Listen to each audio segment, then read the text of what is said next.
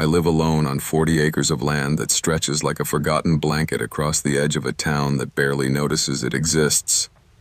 No neighbors, no streetlights, no shared walls, just the house, the fields, and me. I tell people I like the quiet. That's the polite version. The truth is, I like the control.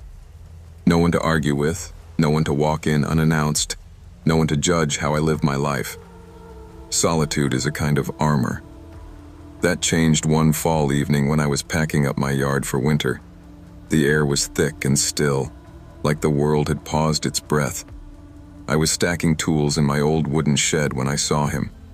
A man walking down the empty road that cuts past my driveway. Not a local farmer, not a hiker. Just jeans, a dark jacket, hands in pockets. No bag, no hat. He didn't glance at my property, but something about his gait made my skin crawl. It was off-kilter, like a marionette puppet mimicking a human walk. I brushed it off as a drifter and went inside. But that image, his too perfect mimicry of a normal person, stuck in my brain. By the time dusk turned into that deep rural darkness, I realized the world beyond my walls had gone silent. No rustling trees, no coyotes, not even the distant hum of the road. Just me, my house, and the unnatural stillness. Then, from the direction of the shed, a single, hollow thud, wood on wood. The door hitting its frame. I told myself it was the wind. I always lock that shed door because it warps in the rain and is a pain to fix. But when I went out, it was wide open. No footprints, no sign of anything disturbed. I closed it, slid the bolt, and tested it twice. Walking back to the house, I felt that hunted feeling. The sense that something was matching my steps, just beyond the edge of the light. I scanned the field, half expecting to catch someone mid-step, pretending they hadn't been there at all. Inside, the air smelled faintly of earth, like damp soil and old leaves. I thought I'd tracked something in until I saw it. A partial shoe print, dark and fresh, angled away from the door instead of toward it. It led down the hallway, a stain of dirt and something smeared, heading straight for my spare room. My chest tightened in that slow, cold way that comes when your mind already knows what your eyes haven't fully registered yet. Somebody had been in my house while I was out at the shed. Possibly still was. I grabbed my rifle, the one I keep loaded but mostly for show. It's not that I'm paranoid. It's that I've always believed in being prepared.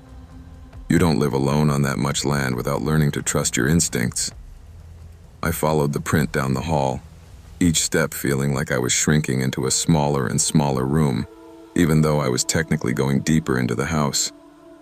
The spare bedroom door was mostly closed, just a sliver of dark between the door and the frame. On instinct, I pressed my ear against the wood. There it was. Breathing. Not panicked, not excited. Just steady, patient. Like whoever was in there had all the time in the world. Before I could talk myself out of it, the doorknob twisted under my hand, not yanked, but turned with this slow, deliberate pressure. I stepped back as the door opened, and I finally saw him. He looked wrong. Not monstrous wrong, but in that uncanny way where every detail is almost, but not quite, familiar. His hair was cut like mine. He was about my height. Even his clothes were similar to stuff I owned. But his face, it was like someone had tried to draw me from a blurry memory and missed by a few crucial strokes. The angles were off. His eyes were a shade too dark. His mouth a fraction too wide. He held an old shovel, the one I keep in the shed, with both hands like a weapon. There was dirt caked all the way up the handle, and something darker under his fingernails. We stared at each other, my rifle leveled at his chest, his grip tightening on the shovel. The rage in his eyes wasn't random. It was focused, like he was furious at me personally, like I'd taken something from him. My brain kept snagging on the fact that I recognized the scar along his jawline. I have it too, from when I fell off my bike as a kid. I yelled at him to drop the shovel and get out, but my voice cracked, too thin to match the weight of what was happening. He tilted his head, like he was analyzing the sound. Then, as if he'd made a decision, he gave me this tiny, resentful half-smile and hurled the shovel toward me. I flinched and staggered back. By the time I recovered, he'd turned and climbed out the spare room window in one fluid motion, disappearing into the field without so much as a backward glance. I called the sheriff's office, but deep down I knew they weren't going to find anything. The deputy who showed up was polite, but his eyes carried that "we've seen this before" fatigue. He walked through the house, checked windows, looked under beds, took photos. "No footprints outside," he said. "No broken locks. No sign of forced entry." He glanced at the spare room door, then at me. "You sure you didn't maybe surprise a local kid?" he asked. "Or someone who thought this was their place?" I shook my head. He was at least my age, my build, and he had that scar. The deputy shrugged. "People look alike. Happens all the time." He didn't believe me. Or maybe he did, and just didn't care. He took my statement, scribbled something on his clipboard, and left a business card. "That's all we can do," he said, stepping back outside. "If anything else happens, call us." I stood in the hallway after he left, staring at the spare room door. It was closed now, locked, but the memory of that breathing, steady, patient, was still there. That night, I barely slept. When I did, I dreamed of standing in my own field, watching my house from the outside, unable to get in. The next morning, I went into the spare room in daylight. The bed was made, the window shut from the inside. There were only two things out of place. First, the old family photo I keep on the dresser. In it, I'm about 8, standing with my parents. Had been moved so it faced the bed instead of the door. Second, the mirror on the wall had a smear right where my face would be if I stood in front of it, like someone had dragged their fingers down it, scratching at an image that wasn't quite right. Days passed, but the house didn't get quieter. It just got emptier. I started sleeping with the lights on, kept the rifle within arm's reach, checked the locks on every door 3 times a night. But the silence wasn't the problem anymore. It was the feeling that I was being watched.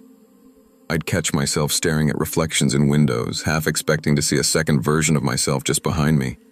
I'd hear the faintest scrape of something moving in the walls, like dry leaves brushing against plaster.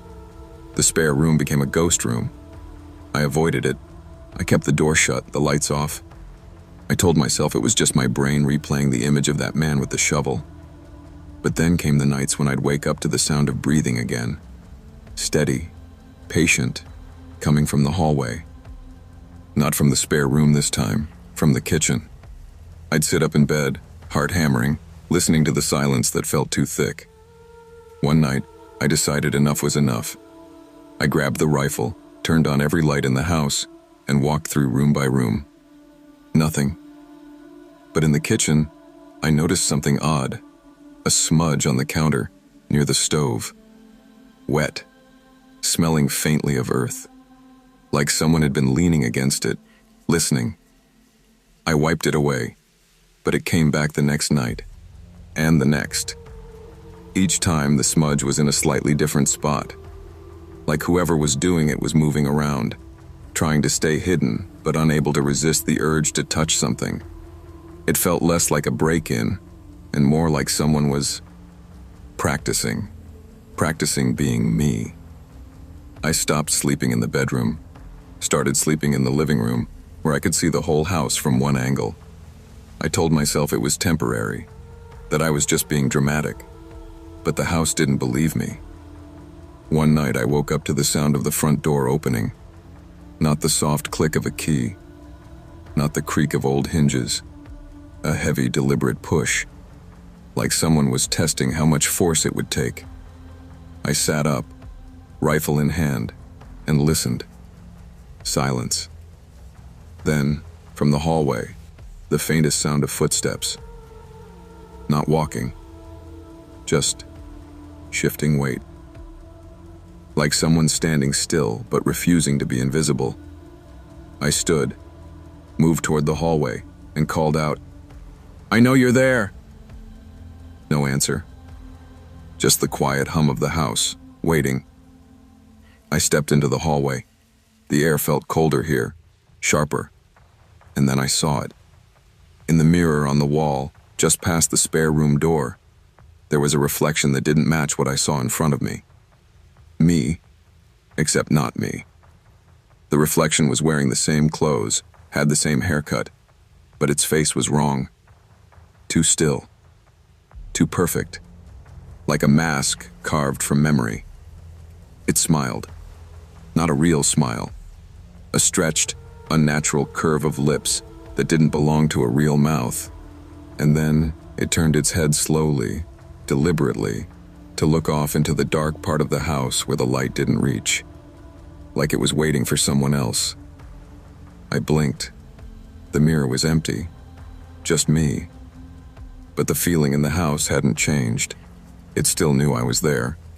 It still wanted me to know that whatever I thought was mine, my house, my land, my solitude, was never really mine at all. I was 18 the year I learned that home is just a word we use until something proves us wrong. My parents traveled a lot for work. By then, me staying alone wasn't a big production. I was the responsible teenager. Feed the cat, bring in the mail, lock the doors, don't throw a party. In return, I got a rare commodity: silence. No one asking where I was going, no one telling me to turn the TV down. It was early summer. The house felt like a private universe. I had every light I liked on, every show queued up, my phone in one hand and a bag of chips in the other. Outside, the sky was that deep indigo where your reflection in the window looks like a stranger if you glance too fast. I remember thinking, bizarrely, how safe it felt, how controlled. Around midnight, 3 knocks broke that illusion. Not frantic, not cautious. 3 slow, measured thuds on the front door, the kind that sound like someone practiced them.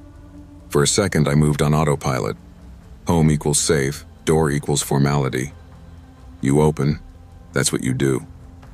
My hand wrapped around the knob and stopped.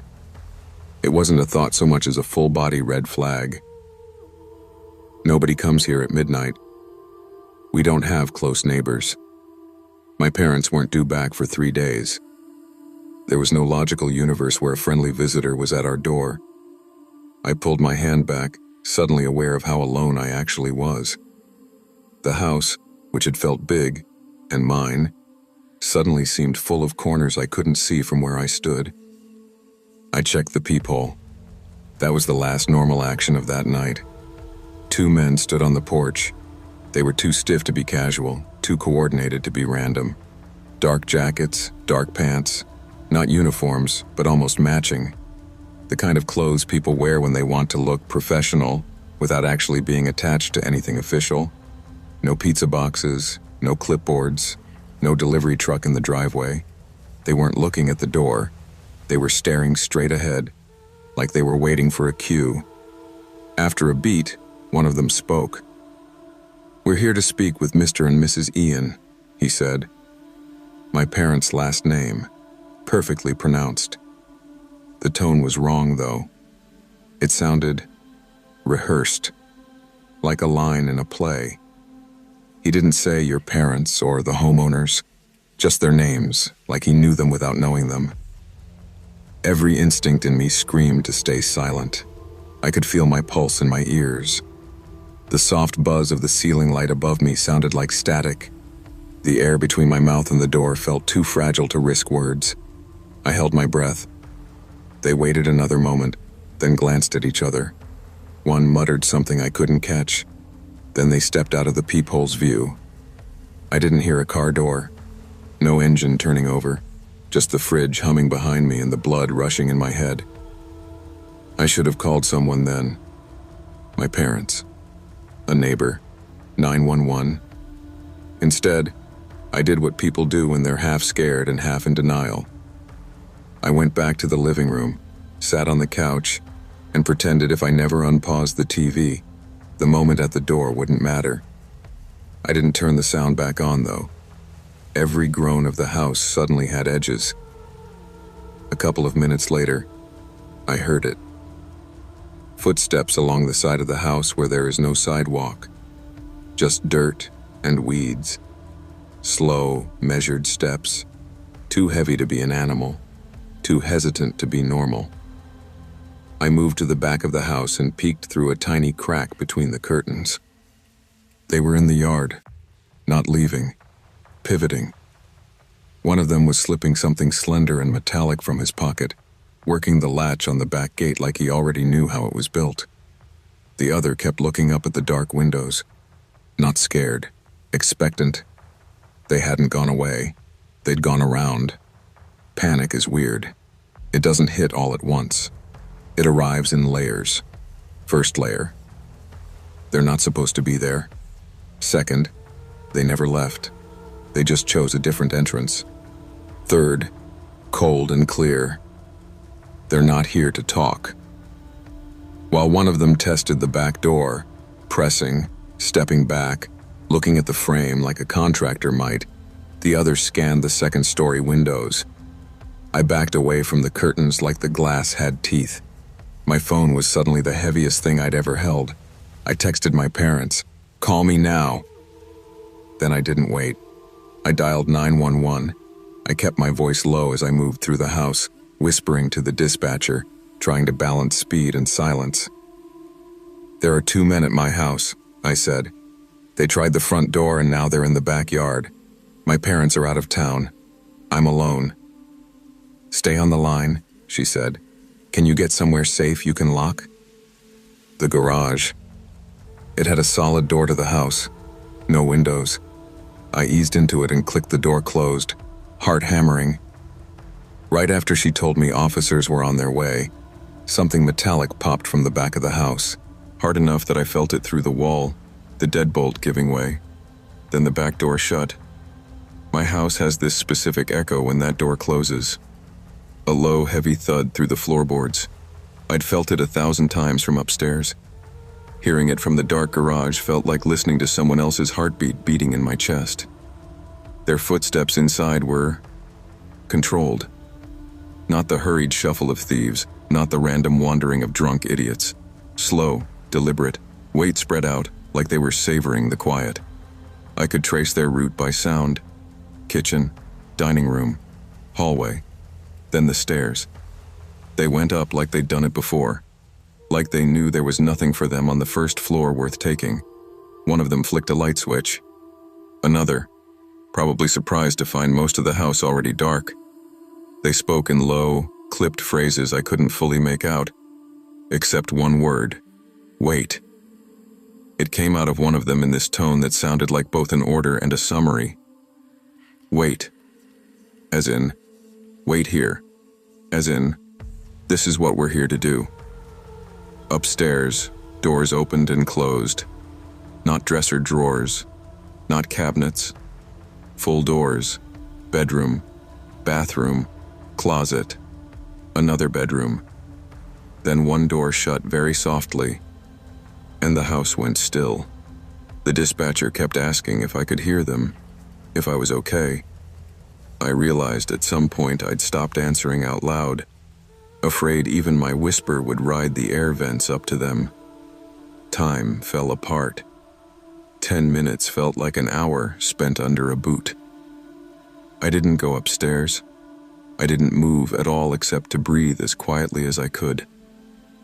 The garage was dark except for the thin LED light on the opener. My own shadow on the cement looked like someone else hunched there. I could still hear them above me, not moving exactly, but present. A weight on the ceiling. In that weird, stretched-out time, my brain did something I hated for. It started filling in the blanks. I could see them in my mind as clearly as if I'd stuck my head around the corner. Both of them in my parents' bedroom. The biggest room, the one you'd automatically gravitate to if you were planning an entrance. sitting on the bed, in the dark or near dark, facing the door, maybe one on each side of the frame, maybe both at the foot, maybe one standing, one sitting. It doesn't matter. The shape of it was the point. Waiting. I knew in a way that bypassed logic that if my parents had actually been due home that night, they would have walked straight into that. Keys in the front door, casual conversation about their trip, bags in hand, lights off because they'd think everyone was asleep, up the stairs, down the hallway, into a room where two men already knew their names. The dispatcher said, "They're almost there. Stay with me." Then, the crunch of tires on gravel, not fast enough to be a chase, but fast enough to mean business.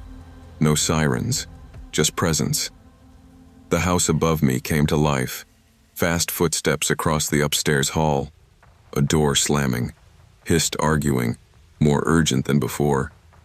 The back door opened again. Officers shouting commands, their voices echoing in a way the men's hadn't. "The police are entering now," the dispatcher said, calm but with this undercurrent like, "Now we see which way this goes." They went straight upstairs. They didn't need anyone to tell them that's where the wrongness lived. Another voice came around the outside, close to the garage door. They knocked. Firm, but not pounding. They said my name through the wood over and over until I finally croaked, "Yeah." When I stepped out into my own driveway, my quiet, normal-looking house was lit in police red and blue. It looked like a crime scene before a crime had time to finish. They walked me to the sidewalk. I watched as two men in dark jackets came down my front steps in handcuffs. They didn't look at me. That was somehow worse. They didn't resist. That's something the officers kept repeating. They went quietly. They complied. They had no duffel bags full of electronics, no pillowcases full of jewelry, no visible weapons, just those heavy jackets and a script they'd half unfinished. At the station, they gave almost nothing up. Basic info. Names that might have been real. No priors in the system that screamed monster. Just minor crap. Trespass, shoplifting, whatever. They knew my parents' full names. Our address. That my parents traveled often. Roughly how long they were usually gone. Later, my parents checked their digital lives for leaks. No obvious social media oversharing. No travel photos posted in real time. No public calendars. The airline miles account was secure. The email confirmed tickets, sure, but not our address. We never did figure out how these men pieced it together, or how many houses they'd tried this on before. In the end, the cops could only hit them with breaking and entering an attempted burglary. There was no weapon on them, no injury, no stolen property. Nothing happened, officially. That's what haunts me, because something absolutely was happening. It just hadn't finished. My parents tried to make it a teachable moment. "See?" my mom said. "Never open the door that late. You did the right thing." She wasn't wrong, but it didn't feel like the point. The point to me was that their plan didn't start with a door. It started with a name, with a schedule, with a mental blueprint of our house. And that when that plan hit a snag, my silence, my refusal to answer, they didn't give up. They adapted. They went around. I can't prove this, but I know deep in that irrational, instinctive place that if I'd answered, "They're not home, it's just me," something in them would have clicked sideways. The scene upstairs would have been different. The target would have shifted. And I might not be here to tell the story in a casual horror thread on the internet. Now, whenever my parents leave town, I feel this continuation. Not fear of a new thing, but dread of something resuming where it left off. Sometimes a car will idle too long on our street at night. The headlights will wash over our front door. I'll pause whatever I'm watching, stand in the hallway, and listen, just to be sure. Sometimes I swear I can feel the echo of those 3 practiced knocks in my bones. Not yet on the door. Just rehearsing, waiting for the right timing. the right names, the right house that still thinks nothing like that could ever happen here. I didn't notice my life getting smaller. That's the worst part. It wasn't some dramatic collapse, just a slow tightening of a loop. Work, drive home, door shuts, TV on, brain off. I work in logistics, which is a fancy way of saying I argue with spreadsheets and tracking numbers until they behave. It's not a bad job, just gray. My days are fluorescent lit and climate controlled. My nights are blue lit and silent. When I bought my split level 3 years ago, everyone said the same thing. Nice starter place, good neighborhood. It looked like every other house on the block. Same siding, same half-hearted landscaping, same porch lights that freaked out over squirrels. I told myself I'd get to know the neighbors. I didn't. I waved a couple of times, then started timing my exits to avoid eye contact. My social life shrank down to one person, Mark, a guy from work who refused to let me disappear completely. He'd drag me out for wings or beers, keep me on the group chat, remind people I existed. That December, he started calling me Ghost. "You're like a rumor," he said once. People at work are like, "Is he still here? Did he die at his desk?" "I'm just tired," I always said, which was true. But it wasn't the whole story. Tired is safe. Tired is easy. Tired is how you justify not noticing that no one would miss you for a few days if your porch light burned out and never turned back on. Mark's New Year's party was his last stand against my hermit phase. "You're coming," he said. "This isn't a question. You can sit in the corner and judge everyone. I don't care. Just show up." I went because saying no felt like admitting something I wasn't ready to name. The party was exactly what you'd expect. Too loud, too warm, too many conversations you drift in and out of without actually connecting with anyone. I drank cheap whiskey from red cups because it filled the silence when I couldn't think of small talk. Every time I checked my phone, the time was later than I thought. Around 1:30 a.m., I bailed. Told Mark I had an Uber coming and would get my car tomorrow. The ride home was quiet, streets empty. When the driver left me at the curb, the neighborhood felt hollow. No fireworks yet, no kids, just a kind of suspended stillness. I got inside, maybe locked the door, maybe didn't. I thought I did. The act is so automatic I don't have a clean memory of it, just the feeling of key and lock, twist, click. I was drunk enough that probably felt like definitely. I collapsed on the couch fully dressed, shoes kicked halfway off, the remote digging into my hip. I didn't even turn on the TV. The darkness felt like mercy. The doorbell cut through my sleep like a blade. 4, maybe 5 hard presses in a row. Too urgent to be a drunk neighbor. Too impatient to be a delivery. I remember surfacing, disoriented, heart starting to pound. I did nothing.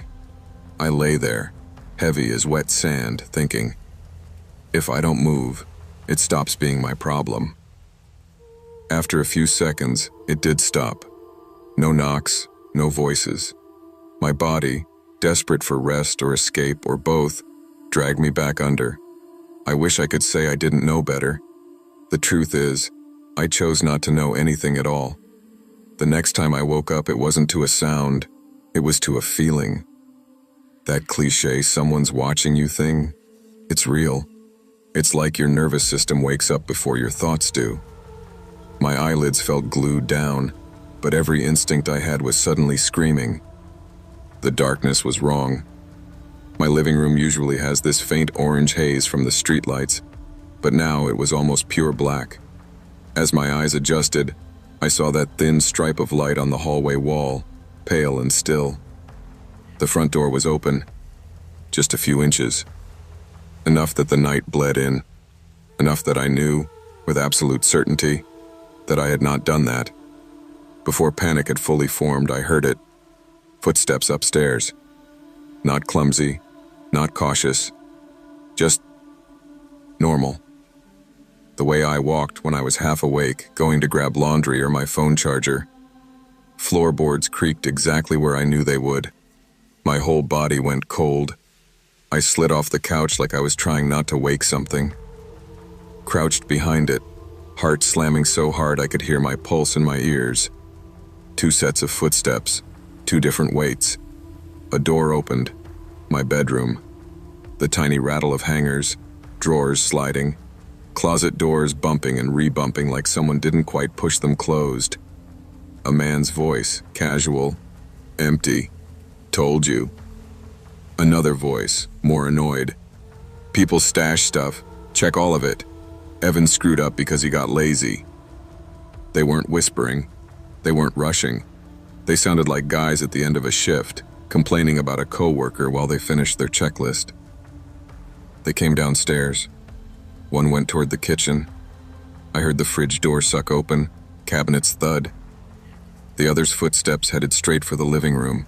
I held my breath until my chest burned. He walked around the coffee table. I heard the remote clatter to the floor, batteries rolling. I felt his presence on the other side of the couch, the air shifting. He leaned over.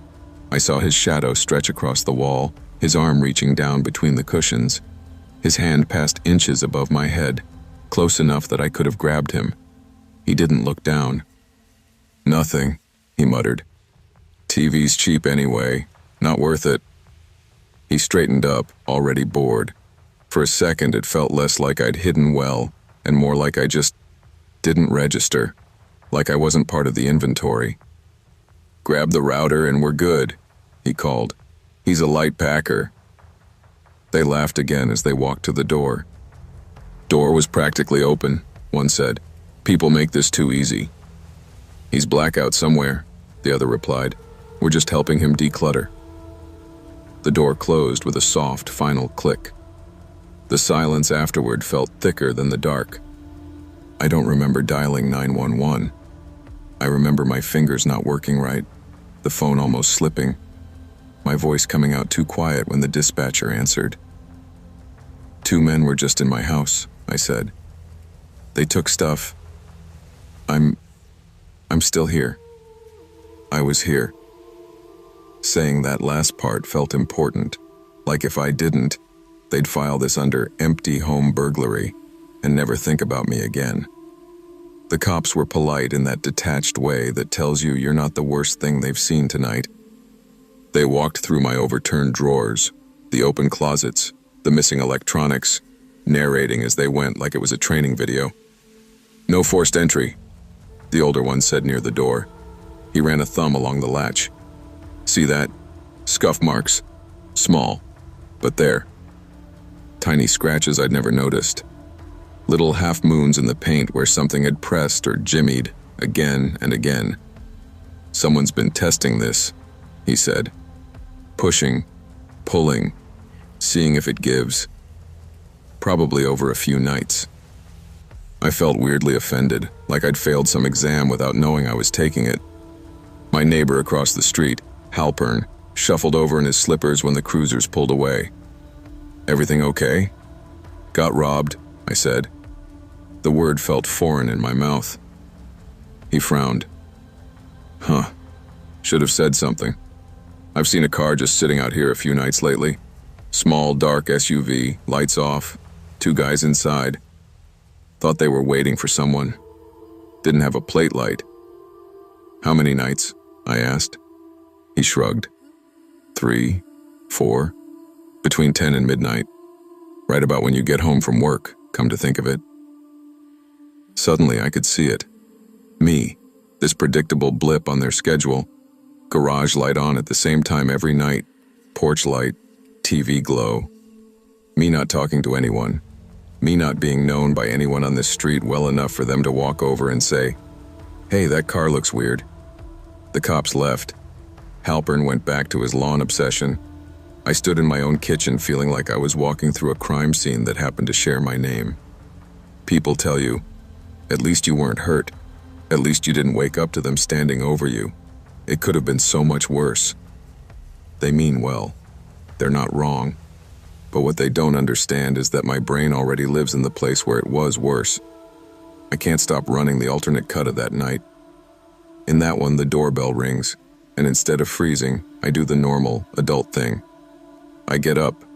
I'm annoyed, a little drunk, maybe thinking it's a neighbor with a noise complaint or a rideshare mix-up. I don't check the peephole. I crack the door without really engaging my brain. They're there. Same guys. Same bored eyes. Work night energy. One smiles, shows me something. Badge, ID, package, who knows? Maybe they say they saw my car at my friend's place, ask if I lent it out. Something that gets me to open the door a little wider, drop my guard. In that version, the cops don't find scuff marks at my door. They find blood on the carpet. Maybe they don't find me at all. Reality isn't that dramatic, thank God. But the line between what happened and what could have happened feels paper thin. Now, every time I wake up at 3 a.m., and it happens a lot, I lie there listening, not hearing footsteps exactly, but sensing some leftover echo of them. I feel like I've accidentally slid into the wrong timeline where I wasn't supposed to be on that couch, where they planned around me being gone. It messes with your head, realizing there are people out there who know your habits more clearly than your friends do, who have watched your lights, your comings and goings, your patterns, who see you not as a person, but as Tuesday, 10:30 p.m., likely empty. I added cameras, better locks, a bigger deadbolt plate. I joined the stupid neighborhood Facebook group I'd been ignoring. I learned my neighbors' names, not because I suddenly love small talk, but because I understand now that being a total ghost, it doesn't make you invisible. It just makes you easy. If you've ever scrolled through rental listings with your brain half offline, you know the type of house I'm talking about. I was visiting my brother 3 years ago. He lives in a cramped one-bedroom with a roommate who basically lives in the kitchen. I didn't want to be the third body on their floor, and hotels in his area were stupid expensive, so I went the budget route. Short-term rental, entire place, low nightly rate, clean photos. The listing pictures showed a small, generic house. Beige walls, basic couch. Minimalist, if you're being kind. Staged for resale, if you're being honest. The reviews were short but positive. Clean. Good value. Convenient location. When I pulled up after a 6-hour drive, my first thought was that it looked like a model home they forgot to unbuild. The lawn was too neat, the blinds all at the same height, no kids' bikes or lawn chairs, just a house-shaped object on a quiet street. Inside, it felt worse. There was furniture, but it had that thrown-together feel, like someone had walked through a thrift store and said, "That'll photograph fine." No books, no personal stuff, no weird knickknacks, just surfaces and angles. The air smelled wrong, too clean, but not in a fresh way. More like an overused cleaning product layered over something else. Bleach and something metallic hiding underneath. I told myself I was being dramatic. I was tired, stiff from the drive, irritable. I tossed my duffel on the neatly made bed, met my brother for dinner, and joked about my serial killer Airbnb. "Text me if a clown comes out of the vents," he said. I laughed. We both did. It felt like the kind of cheap, throwaway joke the universe loves to pin to a bulletin board. I got back to the house around 11 p.m., full of diner food and that sleepy road trip haze. I double-checked the code on the keypad, locked the deadbolt, and even tugged the door to feel it catch. The kind of overcautious thing you do more for your own anxiety than actual safety. Inside, the quiet felt heavy. No building hum, no neighbors through the walls, just the fridge cycling and the occasional car far off on the main road. I FaceTimed my brother for a bit, turned off the lamps, and crashed in the bedroom. The blackout curtains did their job too well. Once I closed my eyes, the world went away. Until about 3 a.m., I woke up like someone had snapped their fingers next to my ear. No dream, no gradual surfacing, just instant awareness and a feeling like I'd just missed something. The dark was total. My brain started trying to fill it, shapes in corners, shifts in the ceiling.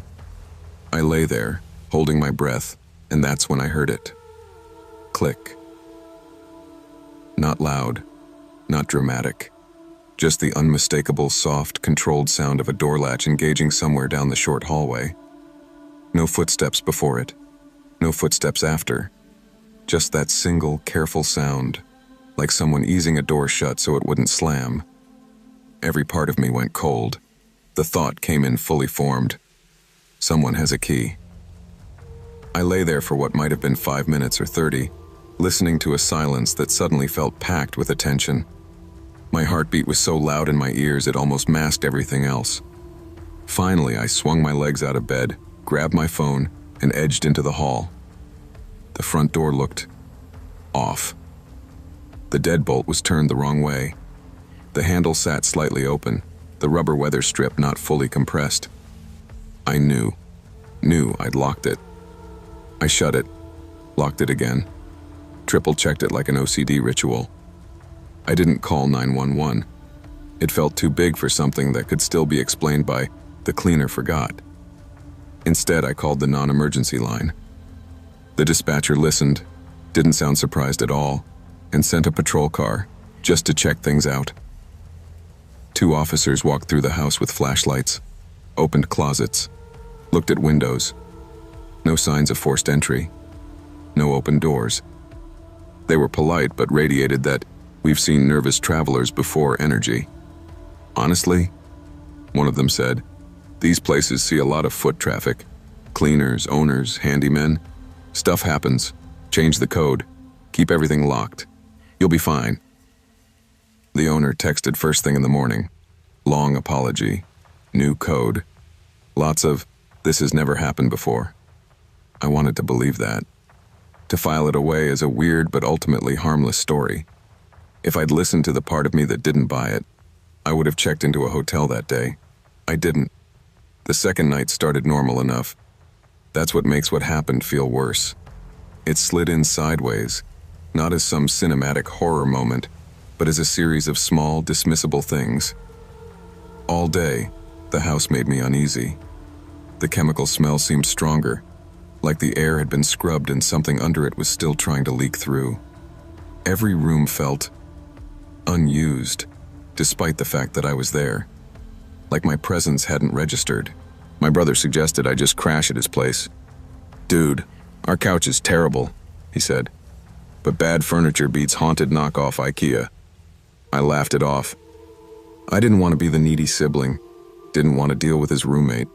Didn't want to admit I was spooked by a house. You're overthinking it, I told myself, locking the door again that night. New place, weird vibes, brain filling in gaps. Around 11, I was sprawled on the living room couch with the TV on silent, half watching, half scrolling my phone. The hallway was visible in my peripheral vision, a dark rectangle of space leading to the bedroom and bathroom. That's when I heard it, the sound of someone breathing behind me. Not a cartoonish gasp, just a slow, wet exhale through a nose. Human. Close. I whipped around so fast I made myself dizzy. The couch, the TV, the doorway. Nothing. No one. But the dark of the hallway had a presence to it. The only way I can describe it is that the shadows looked arranged. Like someone had just stepped out of the line of sight and left their outline behind. Get a grip, I muttered. I did the anxious person thing. Overcompensation through control. I walked the whole house, opened every closet, checked under the bed, pushed the shower curtain all the way aside, stared at the undersink cabinet like a raccoon was going to wink at me. Nothing.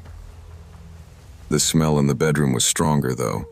Bleach, mildew, and an edge of something sour and metallic under it, like old coins rubbed between fingers. I told myself it was just old pipes. Back in the living room, I turned the TV volume on low, some background noise to drown out the house's personality.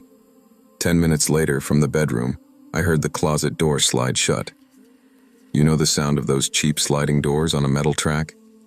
It was that. A slow, controlled shk, then the soft bump of it settling into place. I hadn't gone near the closet. I was sure of it. My reality split. Rational me, Old house, uneven floors, draft. Door drifted shut. That's it. Animal me. There is something in that room, and it is closing itself off. I stared down the hallway, lamp in one hand like I was in some bad reenactment. The longer I waited, the more the air felt dense, like the hallway had filled with a substance thicker than oxygen. Eventually, I walked toward the bedroom, every step a bad decision I'd already committed to making. The closer I got, the more that coppery smell sharpened, threading into the back of my throat. The closet door was closed. There was a sliver of darkness where the panels met, a seam too narrow for anything to look through, but my brain supplied eyes anyway. I don't know why I started talking. Maybe I'd seen too many movies. Maybe I was trying to convince myself I wasn't terrified enough to run. "I know someone's in there," I said, which sounded shaky and pathetic in the stillness. "I've already called the cops once. I'll do it again." My voice didn't bounce around like normal. It felt like the room swallowed it. No answer, obviously. No sorry, wrong rental. No burst of adrenaline and sprint from an intruder. Just the hum of the house and that smell pushing at the edges of my composure. I reached out. My hand closed around the cheap little finger groove in the closet panel. Just as I started to pull, the bedroom light went out. Not a flicker. A clean cut. 1 second I'm staring at the door. The next, I'm in absolute black. I froze. In that dark, all my senses tried to climb into my ears at once. That's when I felt it more than heard it. Weight shifting. A shoe, because it had that rubber on wood drag. Scuffing once. Inside the closet. 6 inches, maybe a foot, from where I stood. There is a level of fear that bypasses language. Nothing witty, nothing rational. Just an animal scream in your nervous system. I dropped the lamp without realizing it. My body had already decided to run. I bolted. Down the hallway, hands scraping the wall to orient myself. Into the living room, where the light from the street lamps outside made everything look washed out and unreal. The deadbolt suddenly felt like a puzzle I'd never solved before, fingers fumbling. All I could picture was that closet door sliding open behind me, silently, something stepping out into the hall. I yanked the front door open and didn't close it behind me. Just burst out onto the front stoop into the cold night air, like I'd been underwater too long. Under the wash of a nearby streetlight, I finally dialed 911 with fingers that couldn't hold still. "Short-term rental," I told the dispatcher, voice shaking. "Someone's in the house. I don't know how. I think they're in the bedroom closet." The light went out. She kept me talking until the sirens got close. I didn't go back in. Watching cops enter a place you just fled from is a weird experience. Part of you hopes they find someone, just to prove you're not crazy. Another part of you really, really hopes they don't. They swept the house, guns drawn at first, then relaxing into that slightly annoyed professionalism when nothing lunged at them. "No one inside," one of them said after a few minutes. "Windows secured, doors intact." The landlord, middle-aged woman, practical haircut, showed up in sweatpants, out of breath and apologizing before she even hit the porch. "I'm so sorry," she kept saying. "I've never had... This is... Oh my God." The officers brought us into the bedroom last. The smell hit me again, thick and chemical and coppery. One of them slid the closet door open. It was just a closet. Single bar, plastic hangers, extra pillows and plastic wrap on the shelf, shoes lined up too neatly. I thought, maybe I broke. Maybe this is what a panic attack does to your senses. Then the officer who'd opened the door frowned and stepped closer to the inside panel. "Ma'am," he said to the landlord, "you aware of this?" On the inside of the closet door, down low where you wouldn't see it unless you were looking, was a metal latch, newer than the door, a simple sliding bolt that could be locked from within. "That's not supposed to be there," the landlord said immediately. Her voice had that too quick quality of someone reacting before their brain could catch up. "That's not..." I didn't install that. The chemical smell seemed to tighten in that small space. One of the officers stepped back, hand over his mouth briefly, like he'd caught a whiff of something he couldn't place and didn't want to. They didn't say much in front of me after that. Some low murmurs between themselves, a couple of coded looks with the landlord. One of them took photos. Another radioed something in a calm, clipped tone. They suggested I find alternate accommodation for the night. The landlord offered, insisted on paying for, a hotel. I didn't argue. I watched the house recede in the rearview mirror and felt like the darkness in the bedroom was watching me go. For weeks after I went home, I checked the local news. Nothing about bodies found. Nothing about serial squatters. No arrests. The house didn't show up on any crime maps I could find. A month later, curiosity got the better of me. I opened the rental app and searched the neighborhood. The listing was gone. Relief flickered, until 2 weeks after that, when I saw what I'm 99% sure was the same house. Same street, same facade, slightly different angles in the photos. New host name, fresh listing, new furniture here and there. No mention of a recent incident. 5 stars. Reviews rolling in. So peaceful. Slept better here than I have in months. House feels very private. Perfect solo getaway. I stared at those words, thinking about the smell in that closet, the inside latch, the weight shift inches from my hand. Part of me wondered if what I heard those nights wasn't just someone in the walls or the closet now, but echoes of whoever had been in there before. People whose stays didn't end with them booking another trip. I've never reported the listing. I don't know what I'd even say that wouldn't sound like paranoia. All I know is that somewhere out there is a house whose walls have practiced this routine. A host who said, "That's not supposed to be there," like it was both true and not the whole truth. And a closet with a latch on the inside that didn't install itself. And strangers keep going there, looking for a cheap, peaceful place to sleep.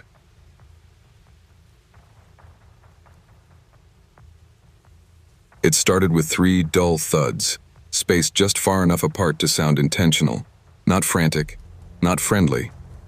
Practiced. I was halfway off the couch before my brain caught up to my feet. We have a doorbell. Everyone who knows us uses the doorbell. The knocking itself should have been my first red flag. I padded down the hallway in socks, the house suddenly too quiet behind me.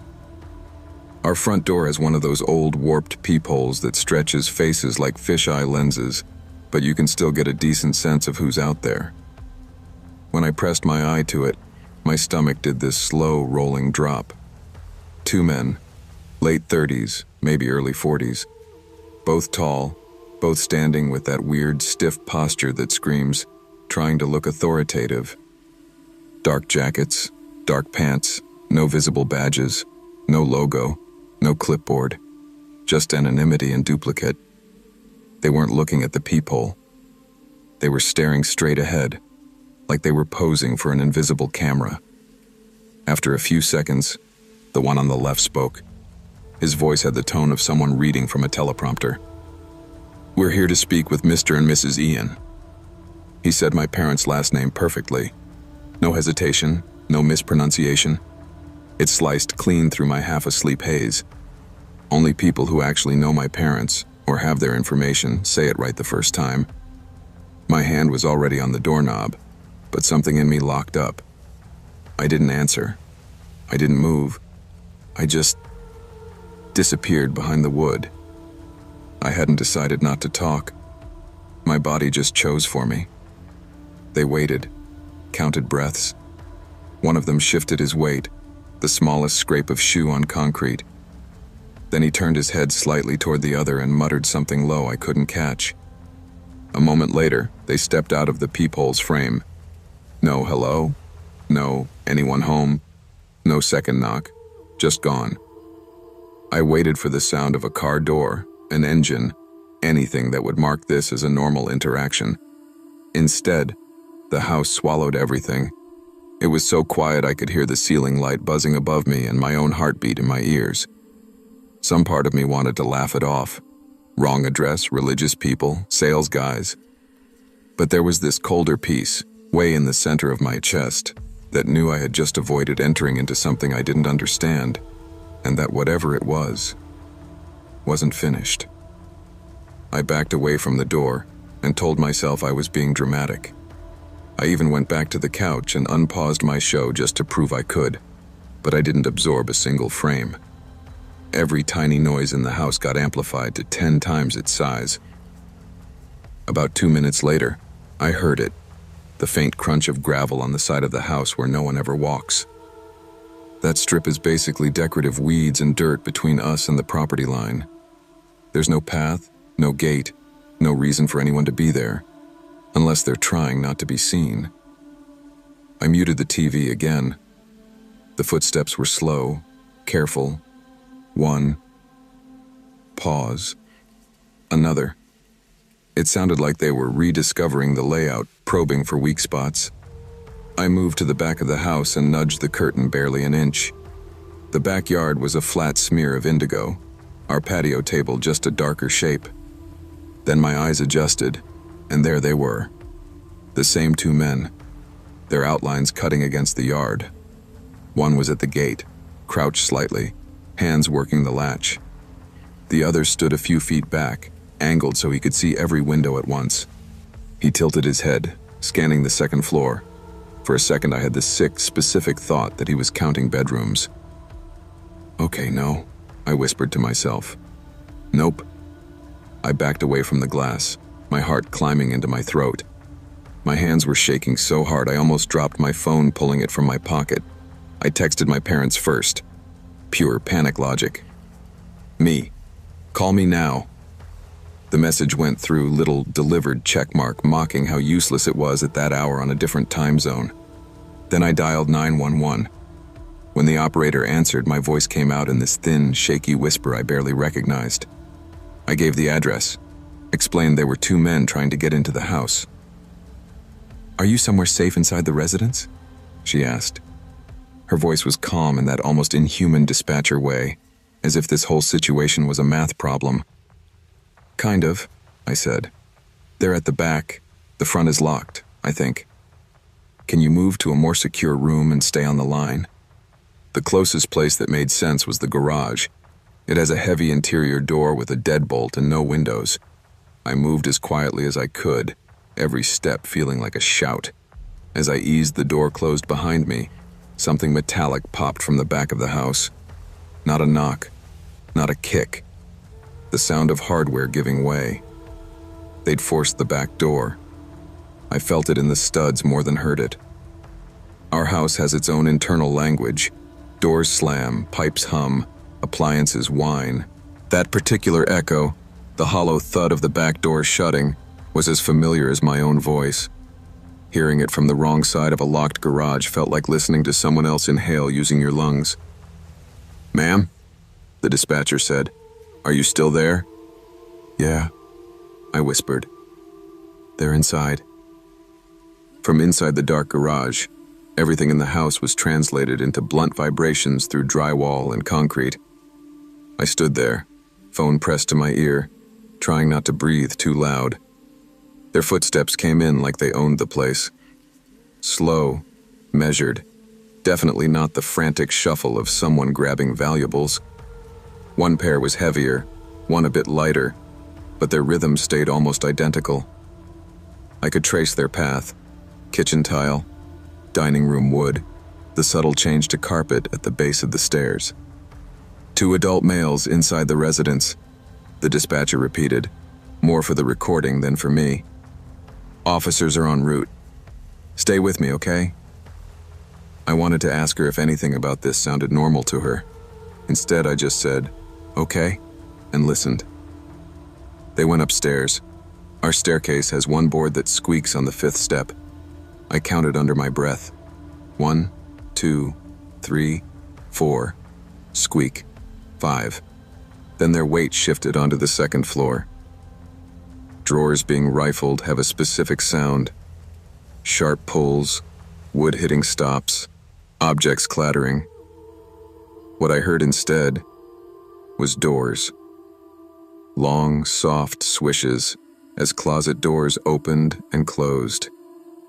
Hinges creaking on bedroom doors being tested. Every once in a while, one of them flicked a light switch. The soft click echoed down through the framing, but no new light filtered under the garage door. I had already turned everything off but the living room lamp. To them, it must have looked like a house that had gone to sleep hours ago. They weren't in any hurry. That was the worst part. No low "hurry up," no sounds of bags or zippers, nothing that said, "We're here to grab and go." It felt like reconnaissance. Once, the lighter-footed one spoke loud enough that his voice bled through the ceiling. One word, clear and sharp.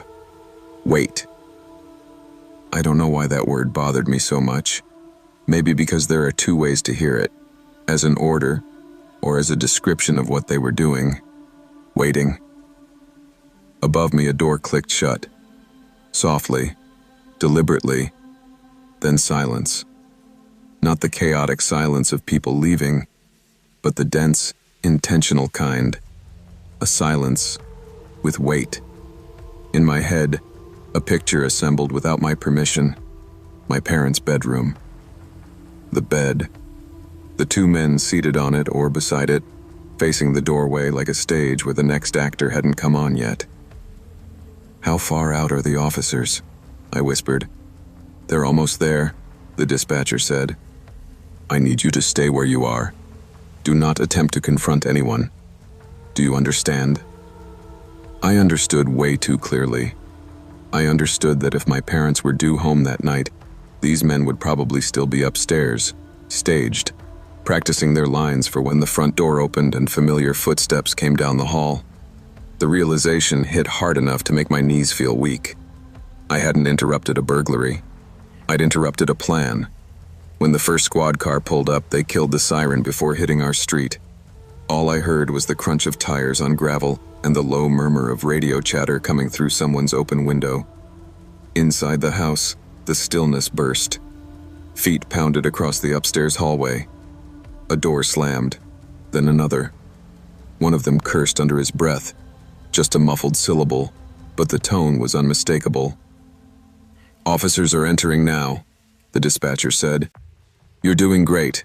Stay put until they come to you." The back door opened again, this time with authority. Voices barked commands. "Sheriff's Department. Hands where I can see them." Boots thudding up the stairs, the controlled chaos of trained people stepping into someone else's mess. Another officer came around the side of the house and knocked gently on the interior garage door. "My name?" "It's the police. You can open up." I froze for a second. Every movie I'd ever seen flashed through my head. Someone faking a voice, baiting the victim. I called out, "Badge through the mail slot," before my brain could tell my mouth that was insane. There was a tiny pause, then a quiet chuckle. "Fair enough," the voice said, closer to normal now. "Unit 24. I'll back up so you can open it." I still checked through the peephole. He was there. A uniform, reflective vest, radio on his shoulder.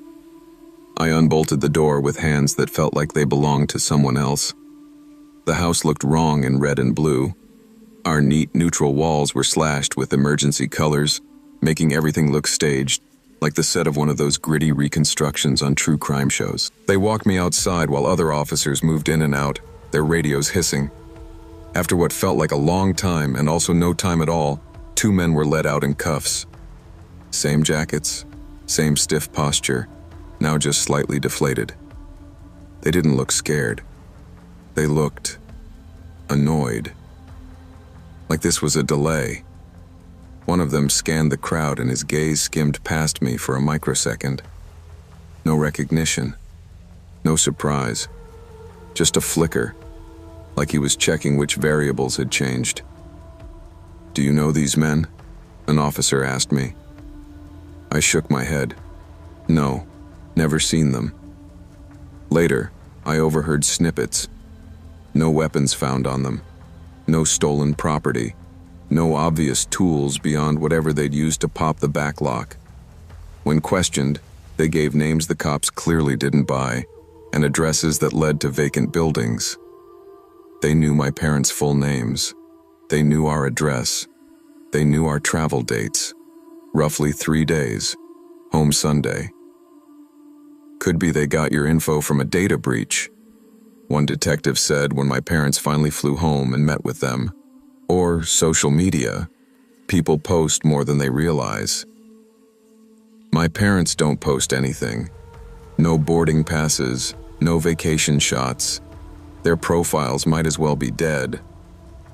We're charging them with breaking and entering, the detective said. Unfortunately, that's all we can get to stick right now. My mom's voice cracked. That's it? They were in our house. Yes, ma'am, but they didn't harm anyone. They didn't take anything, and they're not talking. That night, after everyone left and the house was finally, painfully quiet, my dad tried to lighten it. See, he said, forcing a smile. You did everything right. You didn't open the door. You called 911. Lesson learned. He meant it as comfort. But don't open the door to strangers felt microscopic next to what had actually happened, because the scariest part wasn't that 2 men broke in. It was that they broke in and waited. Life has a messed up way of snapping back to normal after something like that. For everyone else, anyway. Locks get upgraded. A security system goes in. My parents add travel discretion to their list of rules. Then they go back to their flights and presentations and hotel points. I went back to kind of nothing. School, sure. Friends, sure. But mostly, living in the same house that had been rehearsed as a crime scene. Sleeping in the same bedroom under the same ceiling where 2 strangers had walked, paused, and decided to stay a while. For weeks, I kept picturing what would have happened if their timing had been different. If my parents' flight had landed early, if traffic had been lighter, if their "we'll be home by 11" turned into 10 instead. I'd see it like a movie in my head. The front door unlocking, my mom calling out my name, my dad dropping his suitcase in the hall, light flipping on at the top of the stairs, 2 men standing in the doorway of the master bedroom saying my parents' names in that practiced tone. We're here to speak with Mr. and Mrs. Ian. I started noticing patterns I'd never paid attention to before. How predictable we were. The light we always left on over the stove. The habit of my dad checking the mail before taking off his shoes. My mom hanging her keys on the same hook every time. I could have written a script for our nightly routine. So could anyone watching long enough. That realization gutted whatever sense of safety I had left. I wasn't afraid of monsters or ghosts. I was afraid of rehearsal. Of people who practiced being harmless until the exact second they didn't need to be anymore. The legal process dragged on, then kind of fizzled, at least from what we were told. Without evidence of a bigger plan, the system treated it like a weird, failed break-in. A blip. The men pled to lesser charges. Time served, maybe probation. No one would say much. I still think about them, about how calm they were, about the way one of them said, "Wait," upstairs, and how that one word felt like the center of a larger sentence none of us got to hear. Here's what lives with me now. Every time my parents book a trip, I get that same sinking feeling in my stomach. Not that something new will happen, but that something old will resume. Like somewhere, someone still has a copy of the script labeled Ian House, Night Interior, and is just waiting for the right cast to line up again. Sometimes, late at night, when a car slows down outside, I mute whatever I'm watching and stand in the hallway. I just listen, for gravel crunching along the side of the house where no one should walk, for the back latch trembling, for 3 measured knocks and a voice saying my parents' names, ready to pick up right where they left off.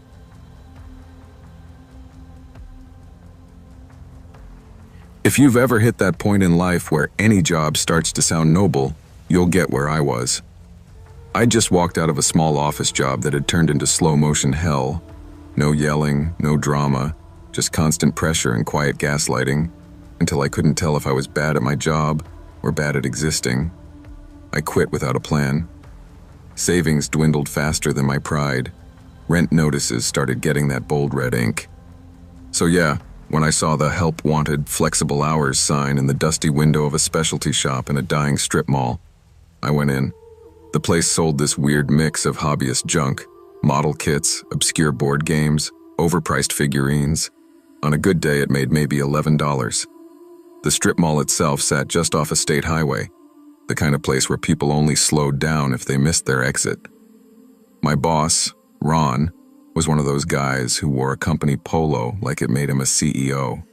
He loved phrases like small business family and we all sacrifice. Translation: he went home at 8, I stayed until 10. You're young, he said during my interview. Nights won't bother you. And hey, quiet is easy, right? I told him I could handle it. I needed the paycheck more than I needed to feel safe. Quiet, I learned, is only easy until it starts watching you back. The plaza during the day was depressing. At night, it crossed into something else. By 8 p.m., the nail salon's neon open sign flicked off. The laundromat went from half busy to a single humming machine. The vape shop's owner would stand outside smoking, then vanish. After that, it was just me and the kind of silence you only get in failed commercial real estate. That's when I noticed him. The first time, I thought he was just a random guy killing time. Tall, gray hooded jacket, hands in pockets, standing near the edge of the lot where the light didn't quite reach. He faced our row of shops but never moved toward any door. Second time, same spot. Third time closer, sitting on the low curb by the laundromat, elbows on knees, head angled down. Hood up, face shadowed. I started calling him the Watcher in my head because it made it feel like a character in a story instead of a person in my life.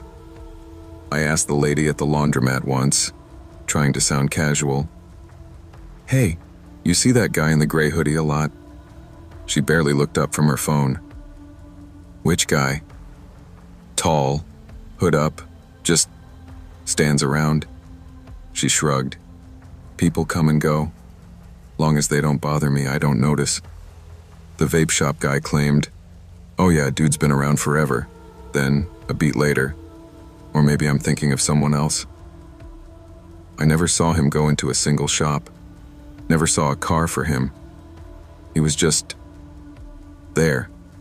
Far enough away to ignore if I wanted to. Close enough that pretending I didn't see him started to feel dishonest. I told myself he was probably just lonely.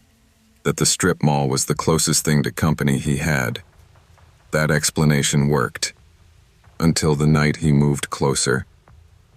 My third week there, my coworker texted me an hour before his shift. "Sorry man, sick as hell. Can't make it." I forwarded it to Ron. He replied almost instantly, "You'll be fine. After 8, it's a ghost town." He meant it as reassurance. It didn't feel like that. By 9:30, I'd had one customer, some guy buying a pack of card sleeves with crumpled bills. The rest of the time, I wiped already clean shelves and watched my reflection in the front glass. The Watcher was there. Not at the edge of the lot this time. He'd moved up, leaning against a lamppost directly opposite our store. The hood was up, hands in his pockets. The light behind him was blown out, so all I could see was a tall silhouette. I tried not to stare, told myself, he's just a guy. Homeless maybe. Weird but not dangerous. If he wanted trouble, he would have started it already. At 9:50, the aisle lights flickered. One long blink, then 2 quick ones like they were trying to communicate something. The security monitor in the back stuttered into static for half a second, then came back. Old building, old wiring. I filed it under annoying but explainable. At 10 o'clock on the dot, I locked the front door, flipped the sign to closed, and went to count the drawer in the little back office. Bills, coins, the scratch of my pen on the closing sheet. The normal ritual started to calm me down. Then I heard it. A soft, slow drag along the front glass. Not knuckles. Fingernails. I stepped out from the office just far enough to see the door. The watcher was standing inches from the glass now, right up against it. His hood was angled down so sharply I couldn't see any part of his face, just darkness under the fabric. His left hand was flat on the door, fingers spread wide. From where I stood, it looked like he was feeling the glass, not knocking, not trying the handle, just connecting. My heart hammered against my ribs. I stayed frozen behind a display, watching. My phone buzzed in my pocket, a notification, too loud in the quiet. I flinched, looked down for a second, thumbed it silent. When I looked back up, the window was empty. No footsteps, no shadow walking away, just gone. I went straight to the monitor. 4 angles, grainy black and white, entrance, main aisle, side aisle, back hallway. I rewound the last 5 minutes. On the screen, the front of the store stayed completely empty. No man in a hoodie, no hand on the glass. While I was still trying to make sense of that, the feed glitched again. For 1 frame, maybe half a second, it showed me. Same uniform, same apron, standing at the register, counting cash. Timestamp, 2 nights earlier. Then it snapped back to live. I told myself it was a software bug. Old system, cheap cameras. Still, I shut the office door before I finished counting. The lock on that thin, hollow core door felt like a joke. I turned off the sales floor lights, 1 section at a time, until only the emergency strips glowed faintly. The store felt smaller, pressed in by its own inventory. I grabbed my keys and headed toward the back exit. The front door chime rang. Just once. Soft, cheerful. The same sound it made every time someone walked in during business hours. Except the front door was locked. I checked it myself. I was holding the only key. The air changed. It sounds stupid, but that's the only way I can describe it. The room felt thicker, like someone had just taken a deep breath and was standing there, waiting. I froze. From the center aisle came the faintest scrape, like a shoe sliding half an inch on tile. Not a crash, not a bump, just presence. I did not go toward it. I backed into the office instead, shut the door as quietly as I could, and locked it. My hands were shaking so hard it took 3 tries to dial the non-emergency police line. "I'm at the store name," I whispered. "I think someone's inside." The door's locked, but I heard... I stopped. What was I going to say? I heard a chime that shouldn't ring, and air that felt wrong. The dispatcher said officers were on the way. Stay put. Don't engage. So I watched the cameras. For a minute, the feeds were boring. Empty aisles, empty entrance, empty hallway. Then something appeared. No door opened. No frame flickered. 1 second, the front part of the store was empty. The next, there was a figure at the edge of the aisle, just inside the camera's view. Tall, hood up, edges blurred like the focus was off. He didn't move, didn't turn, just stood there, perfectly still, like he was posing for the worst portrait ever taken. The timestamp in the corner started to spin. Date and time cycled so fast it was unreadable. Last week, last month, last year, like the system couldn't decide when this was happening. I couldn't breathe. I couldn't look away. After what felt like forever, but was probably a few seconds, his head lifted toward the camera. It didn't zoom. The resolution didn't suddenly sharpen, but my brain filled in details anyway. The sense I got wasn't stranger's face. It was my own features, pulled and smeared under that hood. Too long in some places, too short in others. Like someone had taken me apart and put me back together wrong, then scrubbed out the actual details. Recognition and revulsion at the same time. My eyes watered. I blinked, and the monitor showed empty aisles again. When the officers finally knocked on the back door, I nearly screamed. They swept the store, checked every aisle, both doors, the small stockroom. Nothing disturbed, one of them said. Everything's locked up tight. Could have been someone rattling the door and running off. These plazas attract weirdos. I almost told them about the camera, about the timestamp, about the not quite me face. Instead, I just nodded, signed their form, and watched their taillights vanish into the highway traffic. Ron was more mad about the police cars than about me being scared. "We don't need that kind of reputation," he said the next day. "It spooks customers. Next time, just call me first." "Would you have come in?" I asked. He didn't answer. I lasted 2 more weeks. Each closing shift got worse in ways that would sound minor to anyone who wasn't there. The chime went off twice on different nights, even though the door stayed still on camera. I'd be restocking and feel the unmistakable sensation of someone standing just behind me, this pressure, like another body in my space, only to turn and find empty air. Twice, while I was alone, the monitor flashed that same single-frame image of me at the register from earlier nights. Same posture, same stack of bills in my hand. The timestamp was different each time, stretched by a few minutes or hours, like the system was building out a whole catalog of my routines. My last night there, I bent down to grab something from under the counter and felt a breath against the back of my neck. Warm, close. No one was there. I handed in my notice the next day. Ron tried to argue. "You're overreacting," he said. "You're young, your imagination runs wild. Nothing's happened. You're fine." "I don't feel fine," I said. "And I don't want to be here when whatever this is decides to stop playing around." He rolled his eyes but let me go. Now, months later, I still have dreams about that office. Not about Ron. Not about customers. About the monitor. In the dream, the 4 camera feeds are all me. Me shelving. Me counting. Me locking the door.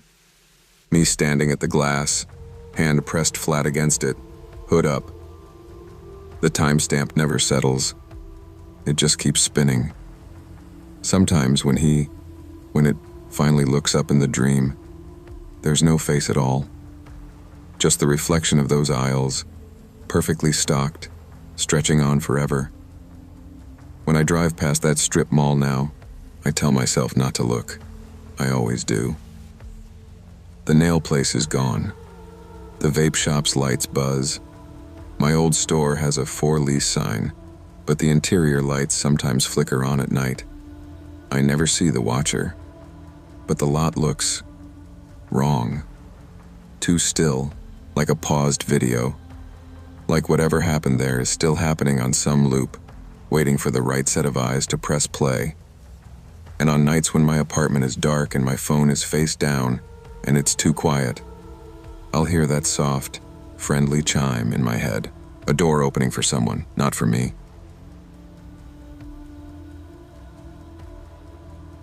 I used to think I was the stable one between me and my sister. She was the social one, always out, always posting, always orbiting other people. I was the one who liked staying in, who double-checked the locks, who knew where the breaker box was and when the rent was due.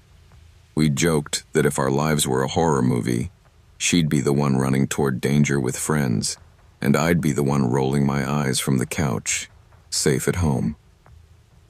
We rented this small 2-story house in one of those copy-paste neighborhoods where the developers change the paint color and call it variety.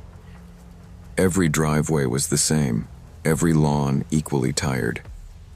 People waved if our trash cans happened to line up, but that was it.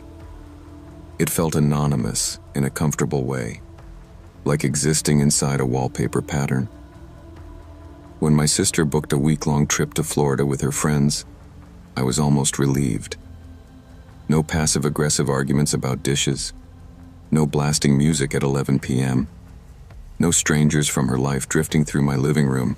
Just me, my routines, my noise level. "I'll text you my flight info," she said, hauling her suitcase to the Uber. "Try not to burn the place down." "Try not to bring home anything incurable," I shot back. We laughed. It felt like a temporary reset button. The first day alone, I cleaned on autopilot, wiped counters, moved the couch 3 inches to the left like I'd always wanted, opened windows to let the air cycle.